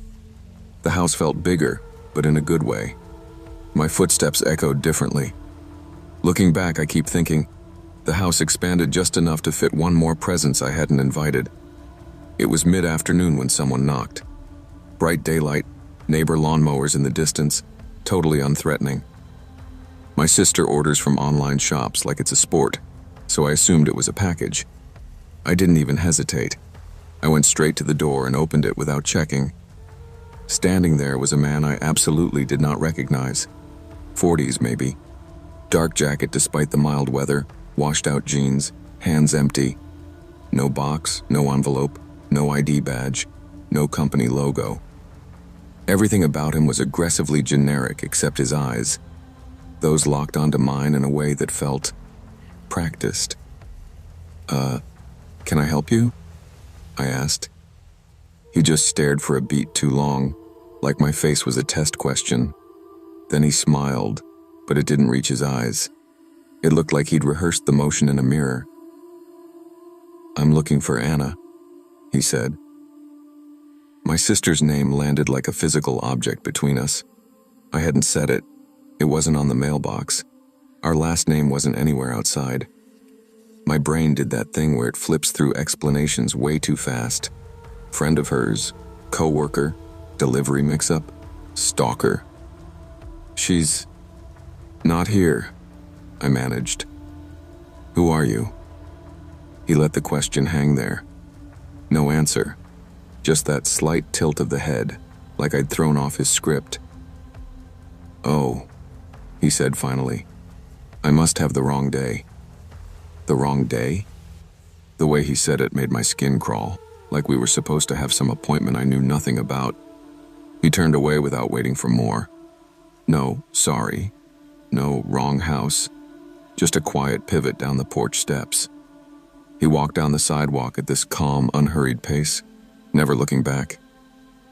I watched him through the window until he disappeared around the curve of the cul-de-sac. No car door, no engine, just gone somewhere that wasn't his house, because I knew everyone's car on our street and I had never seen his. That night, I triple-checked the locks, told myself he was a mix-up, a weird neighbor, a confused delivery guy. But underneath all that logic was a tight, coiled feeling I didn't have a name for yet. The sense that he hadn't been surprised to find me there, just mildly inconvenienced that it wasn't her. The second night, the house felt different, not obviously. The lights were the same, the furniture was where I'd put it, the hum of the fridge unchanged. But underneath that was this subtle wrongness, like walking into a room where someone just had a heated conversation and left. The air buzzed with something unsaid. I went to bed later than usual, scrolling until my eyes hurt just to avoid the quiet.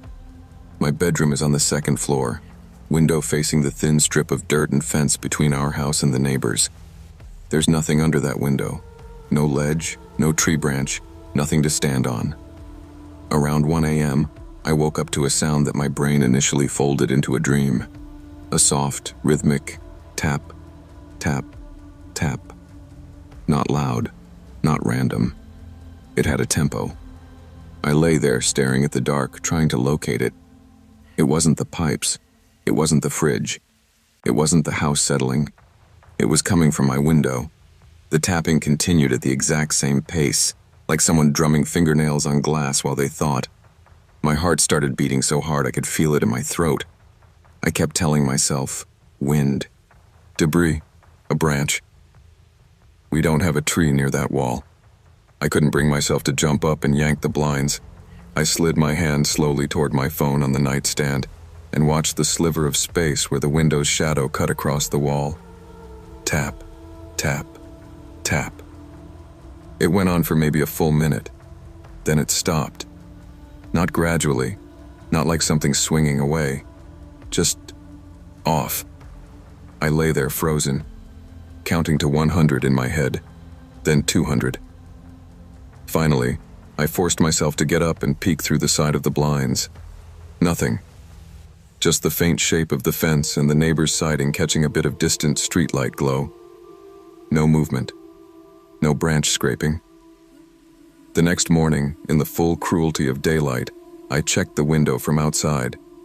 3 faint vertical smears ran down the outside of the glass, spaced like finger widths, like someone had rested their hand near the top and slid it down slowly. I tried to dismiss it as dirt, rain, whatever carried dust, but that part of me that had tensed when the man said my sister's name tightened another notch. I didn't tell her. What was I going to say? Hey, hope Florida's fun. Some guy who knows your name might be tapping on my window.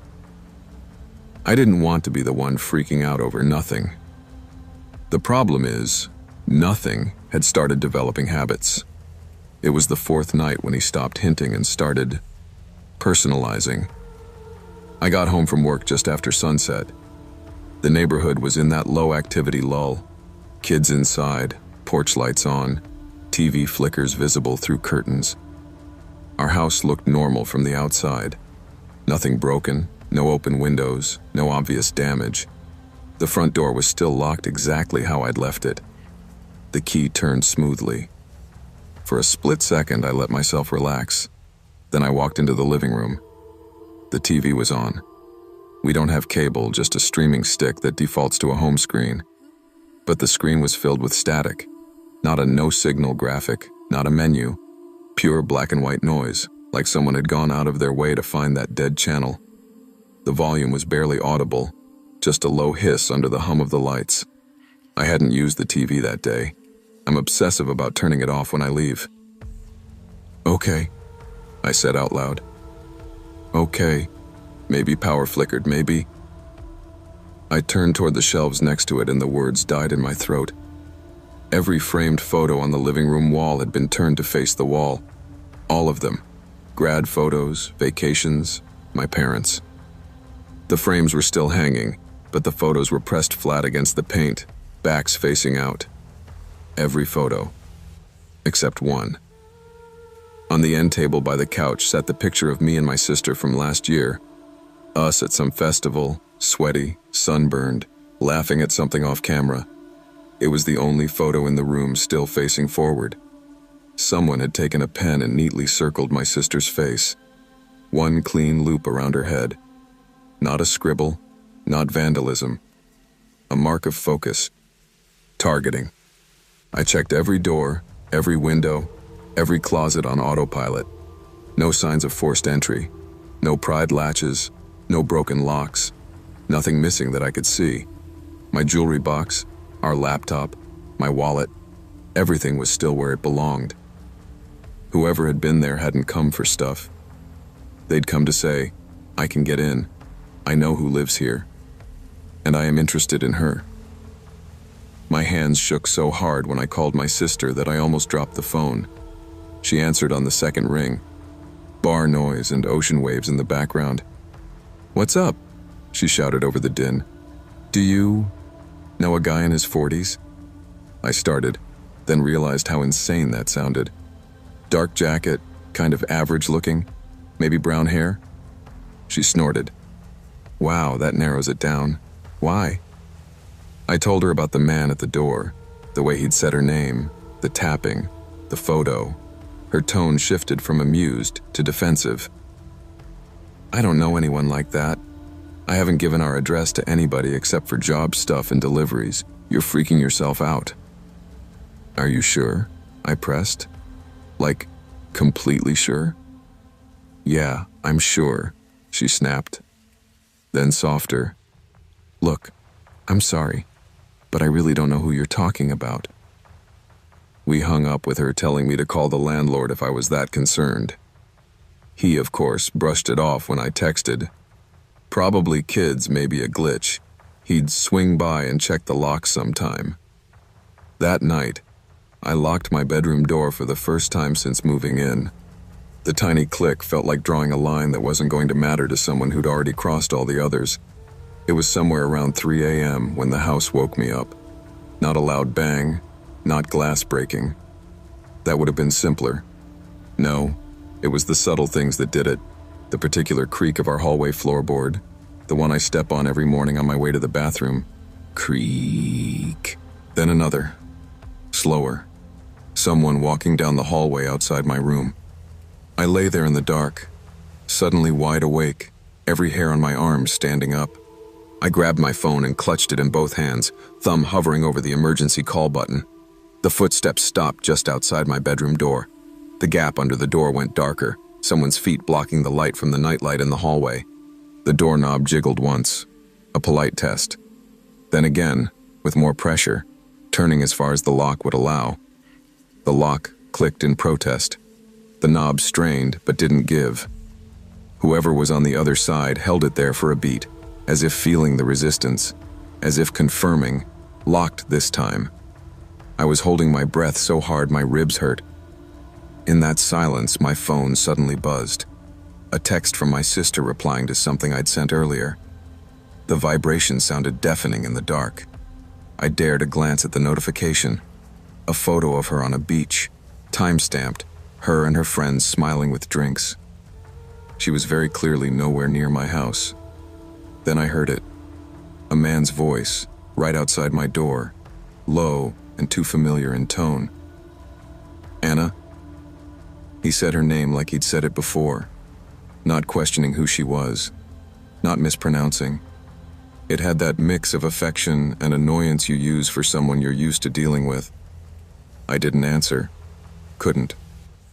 My throat had locked up. The shadow under the door shifted, weight moving from one foot to the other. I could picture him standing there, head slightly tilted, listening. Anna, he repeated, softer this time. In the silence that followed, my mind did something horrible. It tried to fill in the backstory. How many times had he come when none of us were home?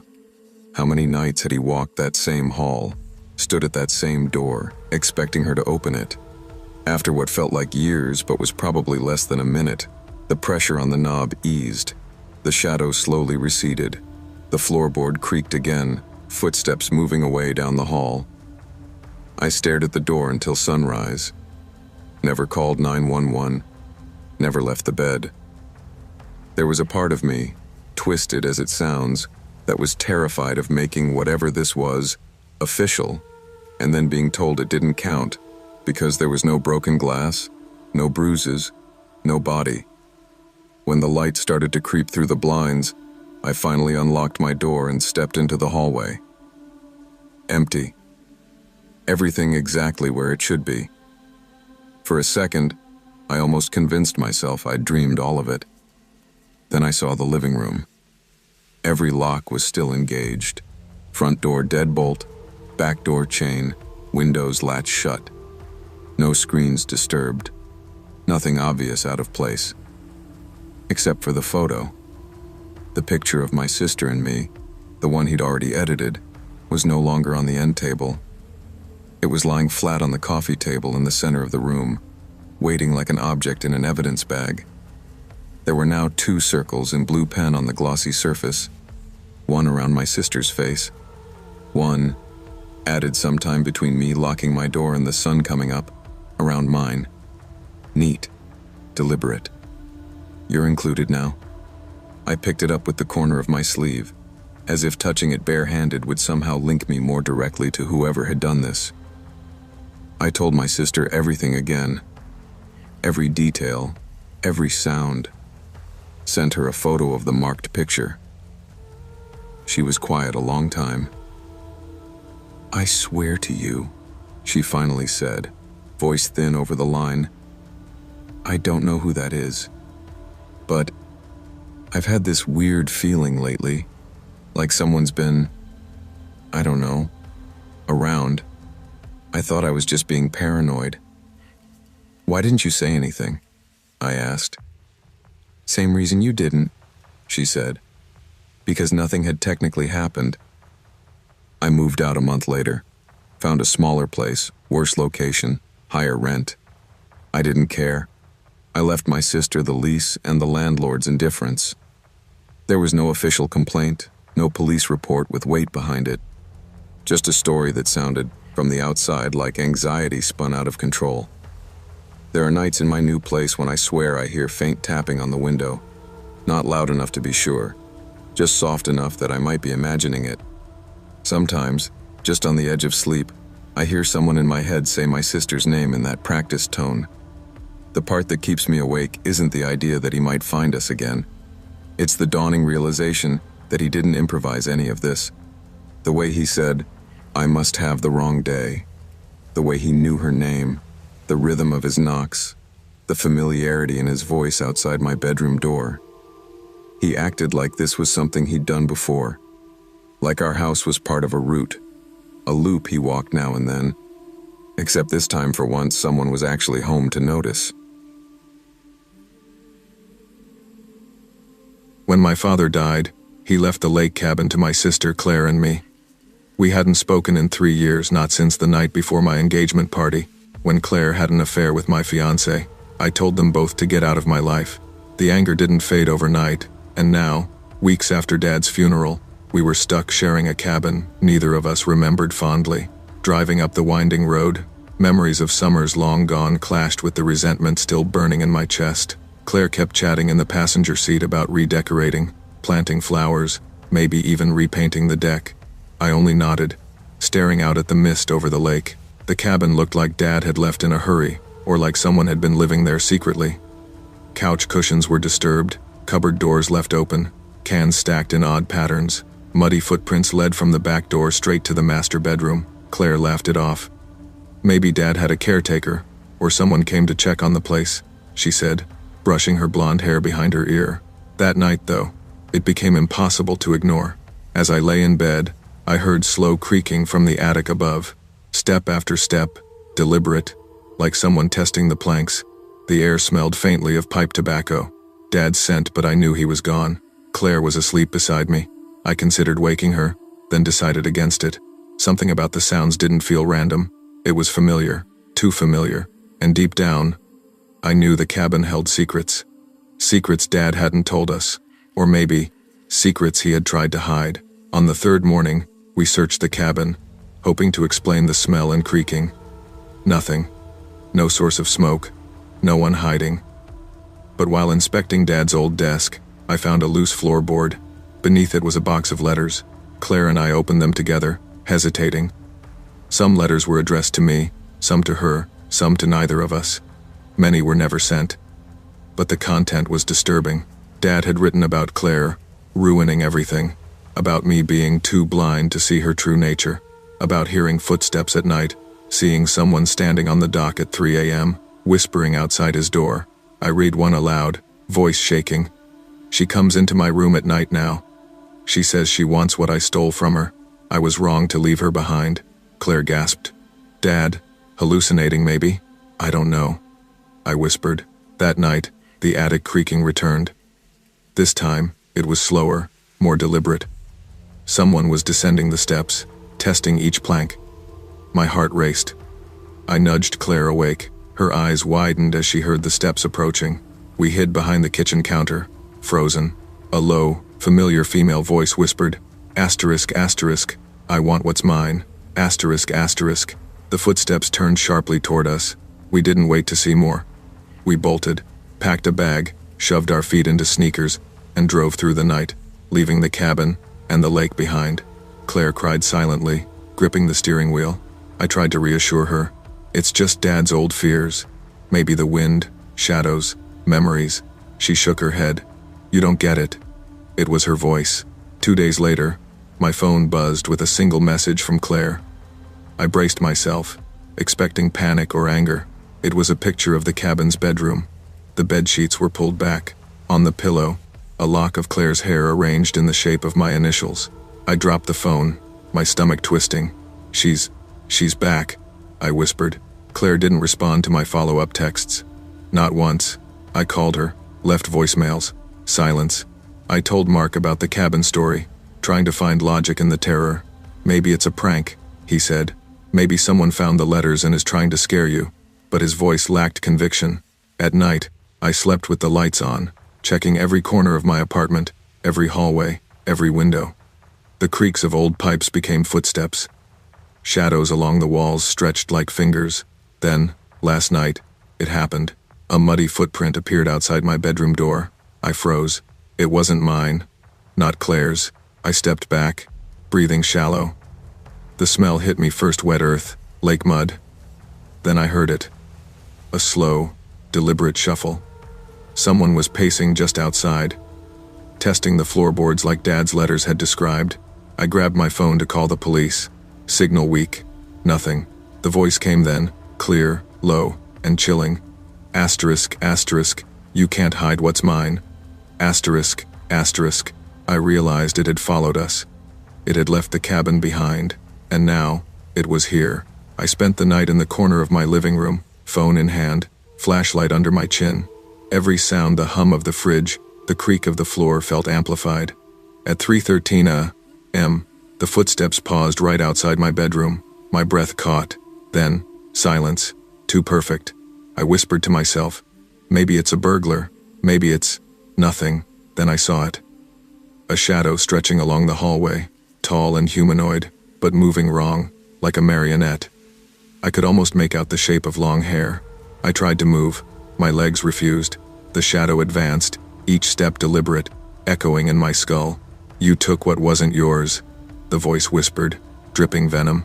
The phone slipped from my hand. The flashlight flickered. I grabbed a chair and held it between me and the shadow. Then it stopped. For a heartbeat, there was nothing. Then, a whisper from the corner. Asterisk, asterisk. I've always been here. Asterisk, asterisk. I scrambled to the door, flinging it open. The hallway was empty. Footprints in the mud led nowhere. I realized the terror wasn't supernatural. It wasn't magic. It wasn't Dad or Claire. It was something human, patient, observing, waiting, and it wasn't finished. I couldn't sleep for days. I stayed awake, lights on, doors locked, yet every shadow, every creak, made me jump. I avoided calling Claire. There was no answer, just silence. Her disappearance mirrored in the eerie presence that had followed us home. I researched the cabin, Dad's past, Claire's old friends.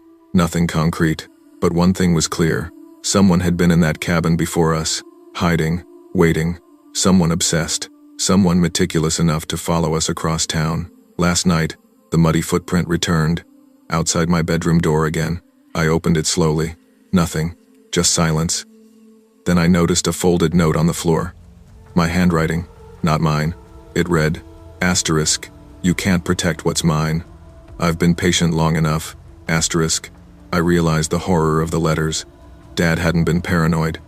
He had known, in his own way, that someone, or sometimes times, was watching, waiting, and now, it had a new target, me. I stayed awake the entire night, flashlight in hand, heart hammering. Every floorboard creak was deliberate, every shadow a threat. The moral hit me hard.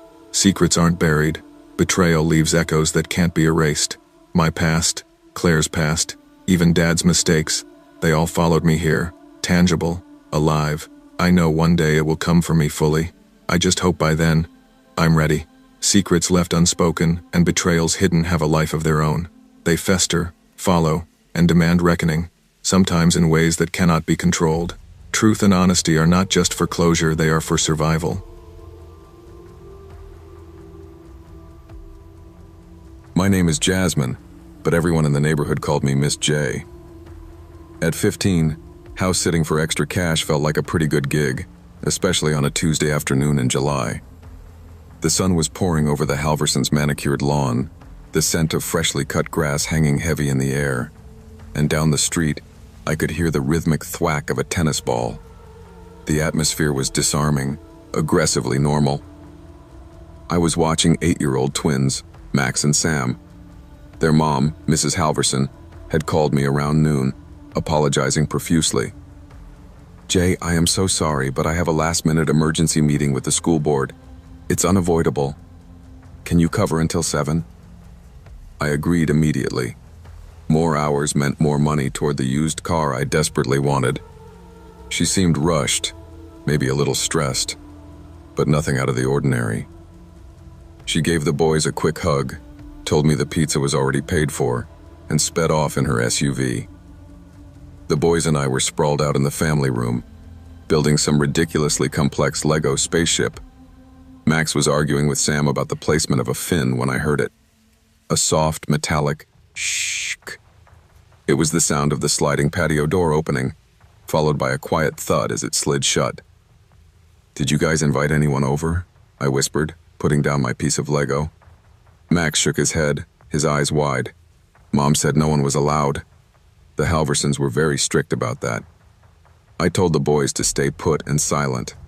I crept toward the hallway leading to the kitchen, my heart starting to pound not from fear of a ghost or a slasher, but from the sudden, jarring intrusion into our quiet afternoon. I figured it was a neighborhood kid, or maybe a thief. I peered around the corner of the banister, looking down into the kitchen. It wasn't a stranger. It was Mr. Lyle Halverson. Lyle Halverson was an imposing man, usually quiet and polite, a retired professor who always wore a blazer. But the man in the kitchen now was different. He was standing perfectly still, his back to me, and he was covered in blood. It was dried, rusty brown blood spatter on his shirt and across the back of his neck, but it wasn't gushing. He looked utterly calm, methodical, as though he were performing a tedious household chore. He wasn't rushing, wasn't looking for valuables, and wasn't making a sound. He simply walked to the kitchen window and slowly, deliberately, pulled the blind down. Swoosh. Then he moved to the deadbolt on the garage door, flipped the lock, and engaged the top security chain. Click. Clack. I pulled back from the banister, retreating silently until my back hit the wall. The true horror of the situation hit me. The emergency meeting was a lie. Something had happened, something violent given the blood, and Lyle was home, but he wasn't well. He was locking us in. I crept back to the family room. Max and Sam were still whispering, confused. "Boys," I mouthed, "we have to be absolutely silent." I picked up the landline phone. Dead air. He must have cut the lines before coming inside, or maybe I was just praying that the storm had knocked out service. I checked my cell phone. No signal. The neighborhood security bubble had burst. We were trapped in a silent house with a man who knew every hiding spot and every creek. He believed he was saving his family from the outside world, and I was just an obstacle, or maybe tragically, part of the family he intended to save. Lyle had disappeared from the kitchen, and the entire house had fallen into an unnatural silence. We had retreated to the master bedroom upstairs, the one room with a door that had a small, old-fashioned bolt lock. It wouldn't hold him for long, but it gave us a moment. The boys were crying silently, and I held them close, trying to project a calm I didn't feel. "We have to get out," I whispered. "The windows. Can we open the windows?" The window was old, heavy, and painted shut. It took all my strength to shove it up just enough to create a gap. The cool breeze on my face was a jolt of reality. We were on the second floor. It was a rough drop, but not impossible if we could break the fall. The problem was getting to the window without being heard. Lyle knew this house intimately. I pictured him downstairs, the hammer I had briefly glimpsed tucked into his waistband, waiting patiently. I knew that the second-to-last step on the main staircase always squeaked, and the third floorboard outside the master bath always groaned. I moved first, pulling Sam after me. "Step lightly. Exactly where I step," I instructed. We navigated the obstacle course of the upstairs hall in slow motion. Creak. We froze. It wasn't the floorboard. It was the sound of a door opening downstairs, followed by a heavy padded thud from the landing. Lyle was now on the staircase.